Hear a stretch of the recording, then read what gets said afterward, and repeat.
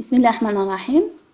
On va étudier dans cette deuxième partie d'ordonnancement des processus de nouveaux algorithmes qui permettent au système d'exploitation l'allocation du processeur aux différents processus qui sont prêts dans le système.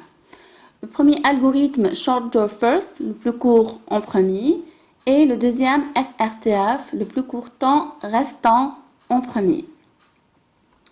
Les deux algorithmes utilisent le temps d'exécution estimé des processus pour faire le choix. Donc, la différence entre les deux, c'est que SGF, c'est une version sans interruption. Donc, on ne peut pas réquisitionner le processeur s'il est occupé. Donc, on dit que la politique est non préemptive. Par contre, l'algorithme SRTF, c'est un algorithme préemptif, c'est-à-dire on peut réquisitionner le processeur même s'il est occupé. Donc, pour l'algorithme SGF, le système d'exploitation attend que le processeur soit libre pour choisir parmi les processus qui sont prêts le plus court pour lui allouer le processeur. Par exemple, dans ce cas, P1, c'est le plus court, donc il va d'abord allouer le processeur. Quand P1 termine son exécution, à cet instant, le processeur devient libre et le système d'exploitation choisit un autre processus prêt pour lui allouer le processeur. Par exemple, là, c'est P4 qui est le plus court entre P2, P3 et P5. Par contre, SRTF, non, on peut, pendant l'exécution du processus P1, à l'arrivée d'un nouveau processus plus court, interrompre le processus P1, lui remettre à la file d'attente et allouer le processeur au nouveau processus P4 qui est plus court que P1. On va voir à travers un exemple de 5 processus avec des instants d'arrivée différents. Donc, pour d'abord SGF, c'est une politique donc sans interruption. Donc, à l'instant 0, il y a l'arrivée du processus A. Donc, à cet instant, il est le seul dans la file d'attente. Donc, on n'a pas à faire le choix. Donc, automatiquement, A va commencer à s'exécuter.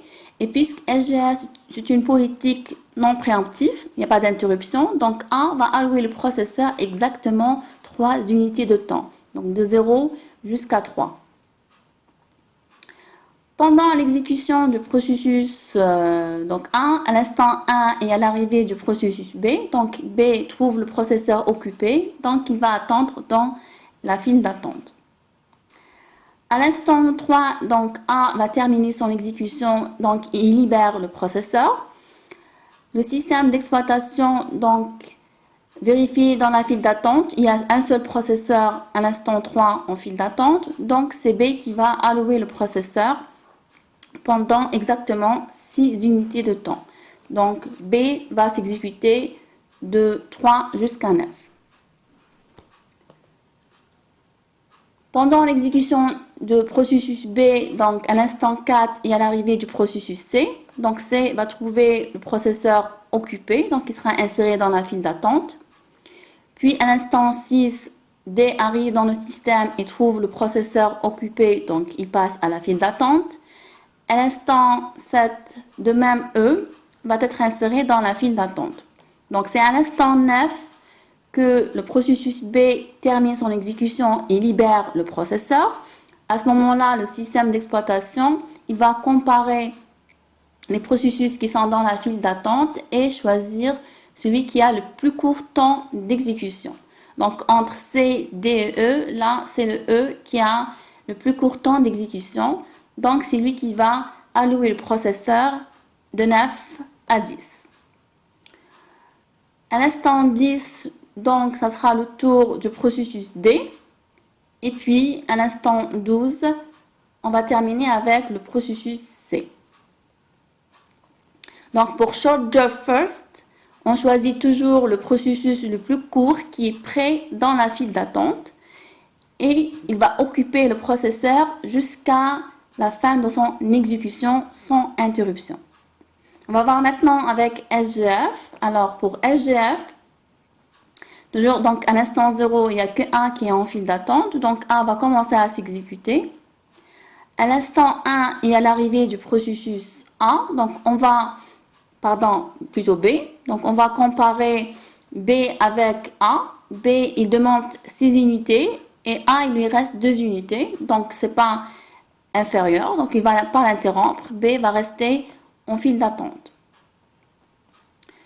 Puis à l'instant 3, donc A va terminer son exécution, il a terminé les 3 unités, il quitte le système et dans ce cas, le processeur sera alloué au processus B qui est le seul dans la file d'attente. Donc B va commencer à s'exécuter, et puis à l'instant 4, il y a l'arrivée du processus C, donc C nécessite 4 unités et B, il lui reste 5 unités. Donc le système d'exploitation va interrompre le processus B, il va le remettre dans la file d'attente et allouer le processeur au processus C, car C est plus court que B. Bien sûr, on compare B par rapport à ce qu'il lui reste, 5 unités et pas 6 unités parce qu'il a déjà consommé une unité. Ensuite, à l'instant donc 6, il y aura l'arrivée du processus D. Donc D demande 2 unités, alors que pour le moment le C il lui reste 2 unités, donc c'est pas inférieur. Donc il sera inséré dans la file d'attente. À l'instant 7, E, il demande une seule unité, et C il lui reste une seule unité aussi, donc c'est pas inférieur, il ne va pas l'interrompre. Donc c'est à l'instant 8 que C va terminer les 4 unités, donc il va quitter le système et libérer le processeur. À ce moment-là, donc, le système d'exploitation, il va comparer entre B, D et E. Donc D, il lui reste 5 unités, D demande 2 et E demande 1 unité. Donc c'est E qui va allouer le processeur pendant une unité de 8 à 9. À l'instant 9, donc il nous reste B et D dans la file d'attente. On va comparer entre B qui lui reste 5 et D lui reste 2 unités. Donc c'est D qui va allouer le processeur pendant 2 unités. Et à la fin, on va terminer avec le processus B pour terminer les 5 unités qui lui restent. Donc voilà, on peut comparer entre SGF et SRTF. Donc SGF, chaque processus, quand il prend le processeur, il ne sera pas interrompu. Donc le système d'exploitation compare entre les processus qui sont prêts au moment où le processeur est libre. Donc quand le processeur est libre, on regarde à la file d'attente et on compare s'il y a plusieurs processus dans la file d'attente et on choisit le plus court. S'il y a un seul processus dans la file d'attente, il n'y a pas à comparer, c'est lui qui va occuper le processeur. Donc avec SGF, si un processus alloue le processeur, il ne sera pas interrompu. Avec SRTF, donc c'est une politique avec interruption, c'est-à-dire que pendant l'exécution d'un processus, si un autre processus arrive dans le système et son temps d'exécution est plus court que le temps d'exécution du processus qui est actif, donc il va l'interrompre et